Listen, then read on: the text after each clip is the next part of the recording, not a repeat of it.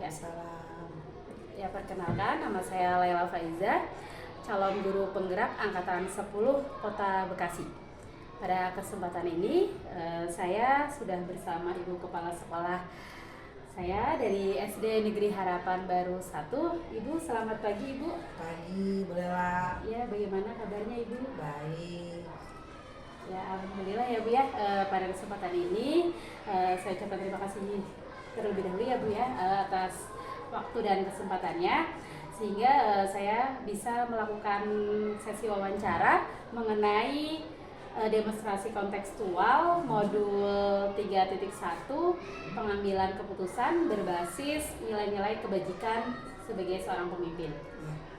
Ya, Ibu sebagai seorang pemimpin pasti ya Bu ya pernah yang namanya mengalami sebuah dilema, baik itu dilema etika maupun bujukan moral dalam sebuah pengambilan keputusan. Nah, selama ini Bu, maaf, bagaimana cara Ibu dalam mengidentifikasi kasus-kasus yang merupakan dilema etika ataupun bujukan moral? Oh ya, baik.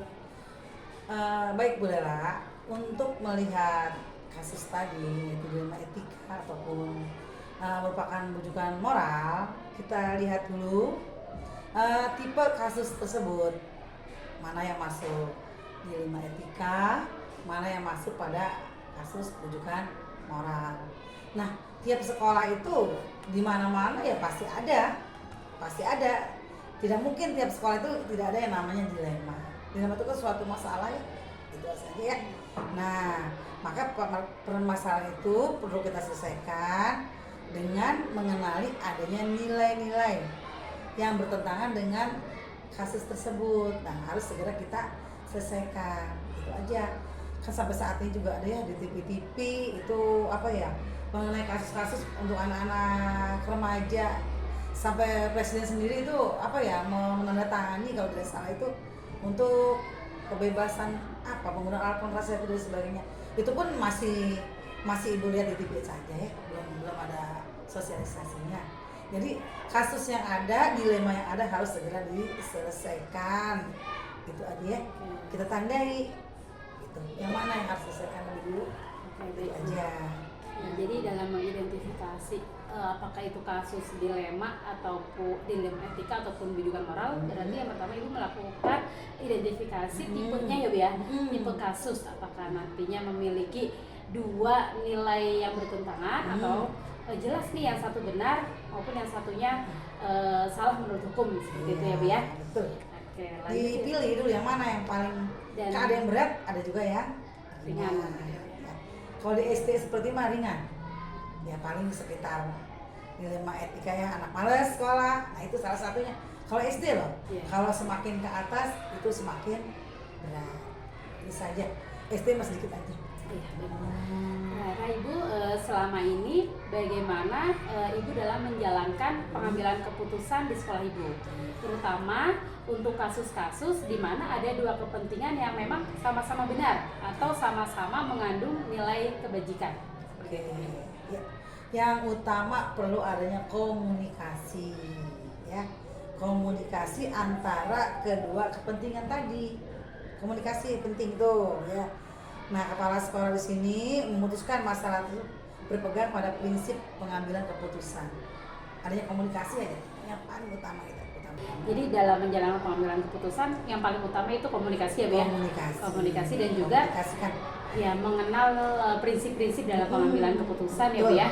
Betul. Lanjut Bu, langkah-langkah atau prosedur seperti apa yang biasa Ibu lakukan selama ini dalam hal pengambilan keputusan pada kasus dilema etika? Ya. Kalau pengambilan keputusan tentu saja dengan mengidentifikasi personal yang memiliki kasus.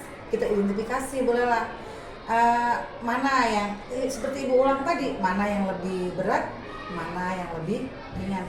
Kan nanti juga cara penanganannya kan beda. Kalau yang memang kasusnya ringan mungkin mudah. Kalau memang berat mungkin kepala sekolah ikut serta. Kalau di SD memang tidak ada guru BK. Guru BK itu kan diambil langsung sama guru kelas. Kalau SMP ke atas itu kan ada guru BK, kita serahkan ke guru BK. Nah, itu. Jadi kita kenali dulu kan kasusnya itu ya. Kita adakan rapat yang sifatnya intern. Kalau intern itu kan dengan guru-guru yang ada di sekolah sini dulu, karena kasus itu munculnya di sekolah kita, rapat intern. Nah, kemudian bisa juga kita manggil komite sebagai wakil dari masyarakat. Nah, itu baru kita tetapkan keputusannya seperti ini. Apakah anak tersebut memang wajib dipertahankan kalau misalnya berat kasusnya ya, atau kita kasih ke pihak rehabilitasi. Kan banyak juga anak-anak nakal tuh yang perlu yang namanya kita masukkan ke bagian sana. Kalau memang kasusnya di SD sih belum begitu berat, benar. Sebenarnya masih tahap ringan. Ya ada yang berat, paling malas masuk ke sekolah, jadwal sesuai dengan jadwal, datangnya terlambat. Kasusnya masih seperti itu aja, dilema yang di sekolah ini. Berarti memang butuh langkah-langkah yang memang lumayan ini ya Bu ya, panjang ya Bu ya. Identifikasi, terus kita melakukan rapat dan juga adanya keputusan bersama seperti itu Bu ya. Selanjutnya Ibu, hal-hal apa saja yang selama ini Ibu anggap efektif dalam pengambilan keputusan pada kasus-kasus dilema etika? Nah, itu adanya memiliki integritas dan loyalitas. Ya. Kita harus memiliki suatu integritas dan juga kita harus memiliki loyalitas ya terhadap pimpinan maupun lingkungan kerja nih, dengan rekan-rekan kerja di sini ya. Terus adanya semangat kebersamaan untuk menuntaskan kasus tersebut. Kalau tidak ada kebersamaan, nggak selesai nih. Jadi guru semua istilahnya mendukung. Pokoknya seluruh warga sekolah ini mendukung untuk menuntaskan kasus tersebut. Selanjutnya Ibu, hal-hal apa saja yang selama ini merupakan tantangan dalam pengambilan keputusan pada kasus-kasus dilema etika? Nah, tantangan itu pasti ada. Misalnya ketika adanya ketidaksamaan pandangan. Nah, antar guru kan beda nih ya. Ini mengatakan begini, mengatakan benar. Karena ketidaksamaan pandangan tadi, maka kita pecahkan bersama-sama. Yang terbaik seperti apa? Itu. Pasti pandangannya pasti berbeda, nggak mungkin sama. Yang bulan lalu kan tiap anak juga tidak sama kan kalau ngasih jawaban. Nah, itu. Ya, menyamakan itu aja ya. Jadi tantangan selama ini yang Ibu hadapi itu adanya perbedaan pandangan, perbedaan persepsi seperti itu Bu ya. Yang nantinya bagaimana caranya itu bisa kita itu bersatu gitu Bu ya. Memiliki satu visi seperti itu ya. Harus satu visi dan misi ya, dalam sebuah penyelesaian sebuah kasus. Untuk pengambilan keputusan. Baik Bu. Selanjutnya ya Bu ya, apakah Ibu memiliki sebuah tata kala atau jadwal tertentu dalam sebuah penyelesaian kasus dilema etika? Apakah Ibu langsung menyelesaikan di tempat atau memiliki sebuah jadwal untuk menyelesaikannya? Bentuk atau prosedurnya seperti apa yang telah Ibu jalankan sebelumnya? Kalau jadwal, tidak dibuatkan jadwal ya, karena kalau kasus kan tiba-tiba muncul ya. Kalau memang kasus itu sudah ada, nah baru kita jadwalkan. Oh, yang ini nanti tanggal sekian segera, bukan dijadwalkan lagi tapi segera kita tangani. Kalau kasus mungkin, kalau kasusnya besar mungkin ada jadwalnya. Jadi kita apa istilahnya ya? Tidak dibuatkan penjadwalan tidak. Tapi kalau memang sudah ada, nah baru kita atur pengatur waktunya sampai juga dengan jadwal ya. Tapi kalau jadwal sepertinya apa ya? Kayaknya kelas ini kasusnya ini kan belum bisa ditetapkan gitu ya. Tidak lakukan secara secara khusus tidak. Tapi kalau secara umum setelah ketemu itu si kasus-kasus baru kita buat jadwal ya. Kalau pelajaran baru jadwalnya bolehlah gitu kan ya. Nah, ya gitu ya. Berarti ketika memang ditemukan kasus ya langsung ya Bu ya, langsung diselesaikan supaya kasus itu tidak melebar kemana-mana gitu Bu ya. Jadi fleksibel seperti itu ya Bu ya. Oke, baik Ibu. Selanjutnya, adakah seseorang atau faktor apa yang selama ini mempermudah atau membantu Ibu dalam pengambilan keputusan terutama pada kasus-kasus dilema etika? Adanya kedekatan kita dengan warga sekolah, orang tua siswa tuh yang anaknya bermasalah kita panggil, besok jangan sampai mengulangi lagi. Itu kan memudahkan kita tuh supaya berikutnya anak itu tidak mengalami dilema lagi atau kasus-kasus kan ya. Nah, itu adanya hubungan komunikasi pokoknya antara sekolah, antara komite, antara warga sekolah. Jadi hubungan itu tuh harus saling berkaitan. Nah, itu yang memudahkan kita untuk memutuskan suatu kasus atau dilema yang ada di sekolah kita. Itu warga sekolah yang menyangkut guru semua, masyarakat ya orang tua siswa, komite memang salah satu apa ya istilahnya ya, tangan kanan dari sekolah kan komite kan ya untuk perwakilan itu. Jadi kita adanya itu terus ada hubungan ke sana ya, kedekatan kita Ya. atau kedekatan kita. Jadi faktor yang selama ini membantu Ibu itu kedekatan antar seluruh stakeholder gitu Iya, Ibu ya. betul. Stakeholder sekolah. Betul. Selanjutnya Ibu, dari semua hal yang telah disampaikan, pembelajaran apa yang dapat Ibu petik dari pengalaman Ibu dalam pengambilan keputusan pada kasus dilema etika? Yang pertama harus adanya yang namanya komunikasi. Komunikasi ya. Harus adanya yang namanya kolaborasi. Harus ada yang namanya solusi. Solusi penting, Bella. Komunikasi penting. Terus solusi juga penting. Kolaborasi, kerjasama itu juga penting. Kalau ketiga ini memang nggak, salah satu kurang, nggak terselesaikan. Pokoknya semua itu harus saling berkaitan seperti Ibu katakan tadi. Nah itu ya. Jadi adanya kita itu apa ya? Adanya kepedulian kita terhadap peraturan-peraturan yang ada. Nah yang tiga tadi itu harus saling berkaitan. Komunikasi penting, solusi penting, kolaborasi juga penting. Nah itu kalau semua udah jalan, ada yang namanya kepedulian kita dengan lingkungan sekolah. Kalau tiga tadi ya udah nggak ada kepedulian ya nggak selesai. Itu ya. Kalau di SD memang masih tahapnya masih ini. Karena memang guru SD itu semuanya ya BK ya semua menyangkut semuanya. Gitu. Ada lagi yang mau ditanyakan, Bu Lela? Cukup ya Bu ya, jadi pembelajaran yang memang diambil itu selama dalam pengambilan keputusan ini itu melakukan komunikasi ya Bu ya, komunikasi yang efektif maka akan menghasilkan sebuah solusi yang memang tepat seperti itu ya Bu ya, dan juga adanya kolaborasi dengan seluruh warga sekolah seperti itu. Oke, baik Ibu, terima kasih ya Ibu atas kesempatan yang telah diberikan sehingga saya diberi kesempatan untuk melakukan wawancara dengan Ibu untuk menyelesaikan tugas saya di modul 3.1 ini. Ya, semoga Ibu selalu sehat dan diberi kelancaran ya Bu dalam menjalankan amanah sebagai seorang pimpinan. Terima kasih Bu Lela. Ya, terima kasih Bu. Selamat menjalankan tugas selanjutnya. Wassalamualaikum warahmatullahi wabarakatuh. Waalaikumsalam.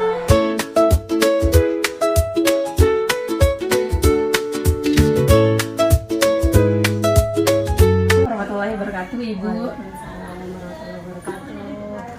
Ya, apa kabarnya Ibu hari ini? Alhamdulillah, lakulihat. Gimana Ibu, sehat? Alhamdulillah sehat. Ya, Ibu izinkan saya pada kesempatan ini untuk melakukan wawancara dengan Ibu selaku pimpinan sekolah. Ya, saya izin perkenalan dulu ya Bu ya. Saya Layala Faiza dari SD Negeri Harapan Baru 1, CGP Angkatan 10 Kota Bekasi. Nah, pada kesempatan ini saya akan melakukan wawancara untuk memenuhi tugas demonstrasi kontekstual modul 3.1 mengenai pengambilan keputusan berbasis nilai-nilai kebajikan sebagai pemimpin. Ya, maaf Ibu, untuk mengawali bisa Ibu memperkenalkan diri juga Bu. Bismillahirrahmanirrahim. Nama saya Komaria, biasa dipanggil Kom. Saya alhamdulillah di 2 tahun terakhir ini diamanahkan menjadi kepala sekolah di SD Apisena, dan ini adalah tahun ketiga saya. Mudah-mudahan bisa membantu Ibu dan rekan-rekan tentunya di SD Apisena. Terima kasih Ibu. Untuk pertanyaan pertama Ibu mengenai pengambilan keputusan ya. Sebagai seorang pemimpin Ibu pasti pernah ya Bu mengalami yang namanya dilema mengenai keputusan yang nantinya akan diambil gitu. Apakah sudah memang tepat atau masih perlu digali kembali seperti itu. Nah, Ibu selama ini bagaimana Ibu dapat mengidentifikasi kasus-kasus yang merupakan dilema etika ataupun itu disebut juga kasus yang bujukan moral. Kasus yang terkait dengan guru tentunya ya. Iya. atau Sekolah gitu, instansi ya. Ya intinya sih setiap kasus atau setiap temuan atau setiap fenomena yang saya temukan itu pastinya saya berusaha analisis lebih dalam, melihat dari berbagai sisi, melihat dari berbagai kepentingan gitu ya. Tidak hanya dari sisi moralnya tapi juga seluruh sisi yang lain, sehingga saya bisa mempertimbangkan mana maslahat yang lebih banyak. Disitulah saya akan berusaha berpijak gitu. Atau ketika di mana ada kemaslahatan dan kemudaratan berkumpul, maka saya akan menghindari kemudaratan gitu. Jadi intinya berusaha mengambil keputusan yang bisa memberikan kebaikan yang paling banyak dan meminimalisir kemudaratan atau hal-hal negatif supaya sesedikit mungkin, kalau bisa tidak ada gitu. Iya, baik. Berarti dalam melakukan identifikasi, ibu lakukan pertama itu menganalisis ya Bu ya, menganalisis dari kasus itu seperti apa gitu ya Bu ya. Lalu hasil akhirnya nanti mengambil keputusan yang memang itu terbaik untuk banyak orang gitu ya Bu ya, dan meminimalisir yang namanya mudaratnya gitu ya Bu ya. Oke, nah dalam kasus-kasus di mana ada dua kepentingan yang sama-sama benar atau sama-sama itu mengandung nilai kebajikan ya Bu ya. Nah selama ini bagaimana Ibu dalam menjalankan pengambilan keputusan di sekolah ini, di mana dalam pengambilan keputusan itu kasus-kasus yang ada itu ternyata ada dua kepentingan yang sama-sama benar seperti itu. Iya, jadi memang biasanya ketika kita dihadapkan pada dua pilihan itu biasanya pasti keduanya mengandung kebajikan ya, atau kebaikan atau kemaslahatan. Nah disitulah pentingnya kita melihat sisi lain gitu ya. Tidak mungkin setiap sesuatu itu hanya mengandung kebaikan atau nilai positif, pasti ada nilai negatif atau kemudaratannya. Nah kalau dua-duanya sama mengandung kebaikan, maka saya akan berusaha melihat dari sisi mudaratnya gitu ya, mana nih yang paling berat gitu ya. Kemudian berusaha menyusun skala prioritas di situ gitu ya. Jadi sekali lagi tadi saya sampaikan, ketika ada dua kebajikan dan kemudaratan yang berkumpul, maka saya akan mengutamakan menghilangkan atau meminimalisir kemudaratannya gitu ya. Jangan sampai kita mengambil manfaat tapi di situ mengandung banyak mudarat. Jadi utamakan menghindari mudarat itu gitu, sehingga kita bisa mengikhtiarkan kemaslahatan bersama-sama. Berarti pertama yang tadi disampaikan skala prioritasnya dengan melihat hasil keputusan itu minim mudaratnya gitu ya. Ya. Lebih ke sisi minim mudarat dan kebajikan untuk bersama. Betul. Gitu ya. Nah untuk selanjutnya Bu, langkah-langkah atau prosedur seperti apa yang biasa Ibu lakukan dalam pengambilan keputusan itu? Ya. Biasanya sih prosedur standar itu pertama pasti kita mengidentifikasi masalah ya. Jadi setiap hal-hal yang kita di sana akan mengambil keputusan pasti kita berusaha identifikasi dulu, kenali dulu gitu ya. Dan itu proses identifikasi menurut saya proses yang sangat penting karena harus benar-benar teliti, jangan sampai ada yang kelewat gitu ya. Kemudian setelah diidentifikasi kita udah punya istilahnya modal data lah ya. Kemudian kita refleksikan apa yang sudah kita identifikasi tersebut sehingga kita bisa mengkerucut gitu ya. Kalau sudah direfleksi maka kita tidak bercecer kemana-mana tuh datanya, kita udah mulai mengarah gitu ya. Kita refleksikan tentu dengan berbagai macam sudut pandang yang diperlukan untuk mengambil keputusan. Kemudian setelah itu baru setelah kita refleksi ya pasti ngarahnya ke evaluasikan ya. Kita lihat dulu dari hasil refleksi kita mana yang itu perlu dipertahankan, mana yang perlu ditingkatkan, mana yang perlu dihilangkan dan seterusnya baru diambil keputusan gitu. Pun setelah keputusan diambil itu tidak lepas dari langkah berikutnya kan, kita tetap memantau sejauh mana keputusan itu dilaksanakan bisa efektif gitu kan. Terus ya itu kayak siklus aja, ketika setelah dilaksanakan ternyata ditemukan lagi temuan-temuan, ya itu kita balik lagi siklusnya, diidentifikasi mungkin lagi terus aja kayak gitu.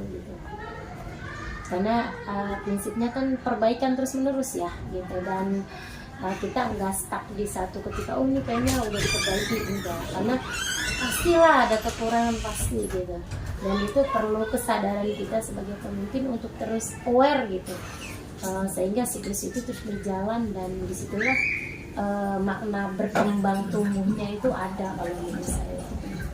Luar biasa ya Bu ya. Jadi memang membutuhkan langkah-langkah yang memang lumayan panjang ya Bu ya dalam pengambilan sebuah keputusan ya Bu ya, yang tadi dimulai dari identifikasi sampai nanti ada pemantauan atau peninjauan dari keputusan yang telah diambil. Dan memang itu dilakukan secara terus-menerus ya Bu ya. Selagi memang itu ada kasus seperti itu ya Bu ya. Dan yang namanya lembaga pasti selalu ada temuan. Dan namanya manusia kan Ada hidup dan berkembang gitu juga ya Bu ya. Ada masalah. Betul. Iya, oke, baik Bu. Setelah Ibu menentukan langkah-langkahnya ya Bu ya, selanjutnya hal-hal apa saja yang selama ini Ibu anggap efektif dalam pengambilan keputusan pada kasus-kasus dilema etika? Hal-hal yang dianggap efektif. Pastinya ketika menemukan kasus itu kan kita ya tadi ya mengidentifikasi dengan cara cek and recheck gitu ya, tabayun segala macam. Kemudian tabayun kepada pihak-pihak yang terkait gitu ya. Kan bisa jadi betul, bisa jadi kan nggak hanya satu orang ya. Kita bisa mengkonfirmasi atau mentabayuni satu kasus itu ke beberapa orang yang misalnya terkait gitu ya. Kemudian dan di situ udah pastinya unsur kolaborasi ada ya. Kemudian setelah itu kita berusaha musyawarah sih pastinya. Jadi hasil sebenarnya dalam hal apapun selalu kita pakai prinsip musyawarah, karena kan setiap keputusan itu kita dalam rangka kebaikan bersama, dan kebaikan menurut orang itu kan kadang ukurannya berbeda ya. Nah, disitulah pentingnya berkolaborasi, bermusyawarah dalam rangka mengambil keputusan yang paling tepat di antara yang tepat, kan gitu ya. Baik, berarti yang kolaborasi dan musyawarah ya. Jadi intinya tabayun, kolaborasi, musyawarah, dan sama-sama berkomitmen untuk melaksanakan keputusan yang sudah kita sepakati. Ya, jadi memang itu efektif ya Bu ya, dalam semua kasus pun kita melakukan kolaborasi, kita berkomunikasi gitu ya Bu, sehingga meminimalisir yang namanya salah persepsi gitu ya Bu ya. Jadi ya hasil akhirnya pun keputusannya ya keputusan yang memang terbaik untuk kedua belah pihak gitu ya, yang berselisih terutama. Jadi tidak ada yang dirugikan maupun yang diuntungkan dalam hal ini. Jadi hasil sifat keputusan itu bukan keputusan dari satu arah ya. Jadi merupakan kesepakatan. Makanya kita akhirnya punya komitmen sama-sama gitu. Ya Bu, untuk selanjutnya Bu, hal-hal apa saja yang selama ini merupakan tantangan dalam pengambilan keputusan pada kasus-kasus dilema etika yang menjadi tantangan Ibu? Yang menjadi tantangan itu karena memang kan setiap orang, yang pertama ya kalau di lembaga yang saya pimpin sekarang, yang pertama dari segi jumlah SDM itu sangat banyak ya. Human resources di SD kami itu sangat banyak, karena memang rombongan banyak, otomatis gurunya banyak, kemudian juga tenaga kependidikannya juga, pendukungnya juga banyak, sehingga sunatullah yang namanya banyak kepala, banyak keinginan, kemudian juga memiliki standar yang beragam dengan latar belakang yang beragam, terus terang itu menjadi tantangan tersendiri buat saya. Kemudian yang kedua, membangun komunikasi yang efektif dengan banyaknya orang itu juga sangat menantang, karena terus terang menggerakkan sedikit orang dengan banyak orang itu beda tantangannya gitu ya. Dengan banyaknya orang, maka selain dengan latar belakang yang berbeda-beda, maka efek ke belakang juga akan sama gitu.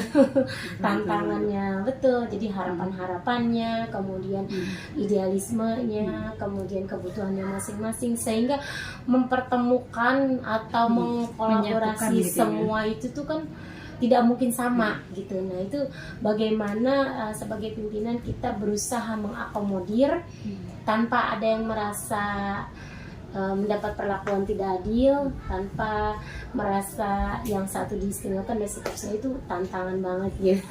Betul ya Bu ya. Selanjutnya ya Bu, apakah Ibu memiliki sebuah tata kala atau jadwal tertentu dalam sebuah penyelesaian kasus dilema etika? Nah, apakah Ibu langsung menyelesaikannya di tempat atau memiliki sebuah jadwal untuk penyelesaiannya? Bentuk atau prosedur seperti apa yang telah Ibu jalankan? Iya, jadi kalau terhadap kasus prinsipnya secara umum prinsipnya bahwa setiap kasus atau temuan itu berusaha kita selesaikan secepat mungkin. Jadi kita kan memang ada jadwal koordinasi ya, secara terjadwal ya, baik untuk lingkup struktur gitu, karena kalau di SD kami struktur itu berarti terdiri dari kepala sekolah dan para wakil juga bendahara. Kita punya jadwal koordinasi pekanan, dengan guru semua juga punya jadwal koordinasi rekanan, dengan yayasan punya jadwal koordinasi. Tapi ketika ada hal-hal yang mendesak atau kasus-kasus atau temuan yang insidental, maka kami akan tanda kutip mengabaikan jadwal tersebut. Kita akan berusaha selesaikan secepat mungkin gitu. Misalnya ada temuan apa nih, langsung gitu. Ketika ada laporan atau menemukan sendiri, kita akan berusaha untuk menyelesaikan sedini mungkin dan secepat mungkin supaya meminimalisir ekses negatif yang lebih luas gitu. Oke, baik Bu. Jadi memang dalam penyelesaian suatu masalah ya kita selesaikan secepatnya, dan juga memang waktunya itu fleksibel seperti itu ya. Betul. Selagi itu ditemukan langsung gitu ya, tidak menunggu esok harinya ataupun menunggu rapat nanti semua guru ngumpul, tidak seperti itu ya. Jadi diselesaikan secepatnya, dan yang tadi juga Ibu telah sebutkan itu melakukan kolaborasi ya Bu, pastinya ya Bu ya. Oke. Selanjutnya Bu, adakah seseorang atau faktor-faktor apa nih yang selama ini mempermudah atau membantu Ibu dalam pengambilan keputusan dalam kasus-kasus dilema etika? Pada dasarnya saya menganggap bahwa semua human resources yang ada di SD ini adalah mitra gitu ya. Artinya saya bisa berkolaborasi dengan siapapun, dan bukan hanya bisa, harus gitu ya, tergantung kasusnya gitu. Jadi misal untuk kasus A saya membutuhkan kolaborasi dengan SDM yang ini gitu ya. Kasus B yang ini. Jadi disesuaikan dengan temuannya. Jadi intinya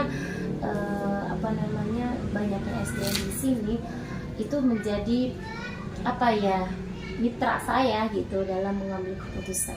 Jadi saya kadang-kadang bukan kadang-kadang ya, tidak merasa bahwa itu semua harus keluar dari saya gitu, walaupun mungkin pada akhirnya nanti ide saya yang dipakai itu nggak masalah. Yang penting kita udah berusaha mengkolaborasikan dengan rekan-rekan yang lainnya, disesuaikan dengan kasus temuannya gitu kan. Misalnya kemudian di lab ya saya akan berkolaborasi dengan orang lab gitu kan, nggak mungkin misalnya pihak keuangan tahu atau paham gitu. Jadi ketika berkolaborasi pun saya tidak akan tanda kutip sembarangan gitu ya, disesuaikan dengan kebutuhannya lah gitu. Jadi memang ada ya yang membantu dalam penyelesaian, dimana memang disesuaikan kembali dengan kasus itu. Betul. Jadi melakukan kolaborasi dan juga menjadikan sumber daya manusia yang ada di sekolah ini sebagai mitra gitu ya. Betul ya, kayak misalnya ada temuan nih tentang siswa, siswanya kelas berapa, berarti saya harus berkolaborasi dengan guru yang ada di situ. Kemudian guru bina studi mungkin yang ada di situ. Jadi yang terkait gitu, yang relevan dengan kasus tersebut, maka akan saya ajak berkolaborasi. Dari semua hal yang telah Ibu sampaikan, pembelajaran apa yang dapat Ibu petik dari pengalaman Ibu dalam mengambil sebuah keputusan, khususnya pada kasus dilema etika?